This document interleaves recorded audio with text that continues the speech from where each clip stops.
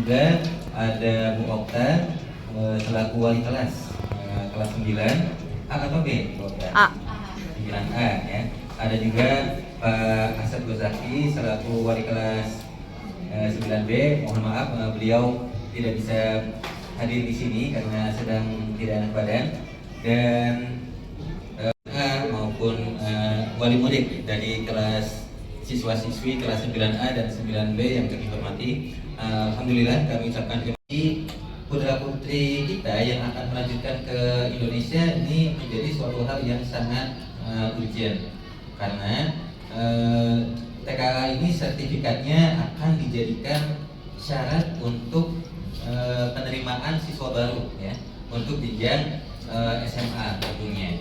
Nah, oleh karena itu bagi putra putri Bapak Ibu yang akan melanjutkan pendidikan di Indonesia sangat dianjurkan untuk ikut TKA. ANBK ini sebenarnya tidak akan begitu kesulitan kalau mengikuti TKA.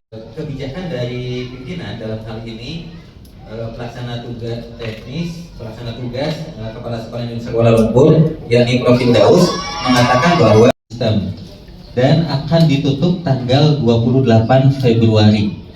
Nah, jadi masih ada 1 bulan waktu pendaftaran TKA ini. 2 pelajaran utama saja, yaitu matematika dan bahasa Indonesia.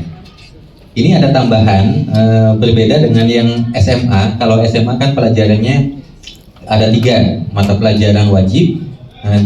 Selain matematika, bahasa Indonesia, ada bahasa Inggris, ditambah lagi 2 mata pelajaran pilihan. Jadi ada 5 pelajaran yang diujikan di SMA. Tapi di SD dan SMP cuma 2 pelajaran. Walaupun demikian ada tambahan, yaitu survei karakter dan survei lingkungan belajar. Tambahan persiapan TKA.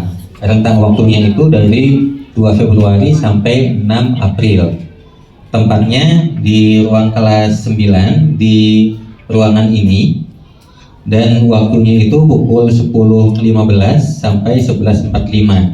Nah, kebetulan rentang waktu 10.15 dan 11.45 ruangan ini memang free ya, kosong. Jadi ada jeda waktu setelah anak-anak TK pulang sambil menunggu dengan 69 siswa, baik itu dari kelas A maupun kelas B.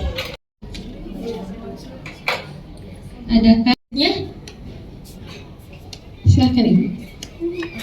Terima kasih Bu Imas. Saya mau menanyakan mengenai survei lingkungan belajar dan juga survei karakter itu seperti angket ya, ketika anak-anak kita di kelas 8 ikut ANBK, semuanya hampir ikut semua kan, menjadi sampling mengisi survei lingkungan belajar dan juga survei karakter. Isinya apa? Isinya bukan materi pelajaran, isinya hanya angket mengenai situasi dan kondisi yang ada di sekolah. Menemukan kekerasan yang dilakukan oleh sesama siswa. Nah, berarti nanti akan muncul program untuk sosialisasi atau menekan anti bully. Adalah nilai yang diolah oleh guru mata pelajaran masing-masing. Nah, dan untuk sampai saat ini Sekolah Indonesia Kuala Lumpur belum menerapkan e-rapor. Ya. Ada beberapa hal yang menyebabkan e-rapor ini belum bisa dilaksanakan di SIKL, berkaitan utamanya dengan Dapodik. Ya. Jadi berkaitan dengan Dapodik, makanya ada kekhususan, ada perlakuan spesial terhadap sekolah Indonesia di luar negeri. Jadi Dapodiknya itu tidak seperti yang ada di Indonesia. Nah, kalau di Indonesia rata-rata sudah menggunakan e-rapor. Kemarin arahan dari Prof. Firdaus bahwa perankingan ini jangan diambil semua, gitu. Maksudnya gimana? Jangan diambil dari semua siswa. Jadi pastikan dulu siapa anak-anak mana yang akan lanjut di Indonesia. Ini pastikan memang yang akan lanjut ke Indonesia. Nah, kalau ada 10 yang mau lanjut di Malaysia atau di luar negeri dan mereka ada di peringkat atas, nah dengan cara ini akan memberi kesempatan kepada 10 orang yang di peringkat berikutnya untuk masuk ke eligible. Seperti itu Bu, arahan dari Prof. Firdaus. Dan mudah-mudahan ini pun bisa terus kalau memang ini suatu hal yang baik, mudah-mudahan bisa dipertahankan sehingga yang sudah mantap pilihan kuliah di luar Indonesia itu tidak menghalangi siswa-siswa yang lain yang ingin ikut jalur prestasi atau SNMPTN. Ya, kita tinggal download ya. Kita tinggal download, nanti kita akan berikan kepada wali murid. Nah, surat kesediaan ini, dan itu akan muncul setelah proses tarik data. Bisa melengkapi dokumen sebagai persiapan sehingga ijazah nanti tidak bermasalah. Seperti itu ya. Berdasarkan kelompok besar ini Bu. Berdasarkan kelompok besar. Jadi maka muncul tadi angka 15 ringgit itu teknisnya menggunakan kelompok yang besar karena pembaginya adalah jumlah siswa di kelas A dan kelas B digabung.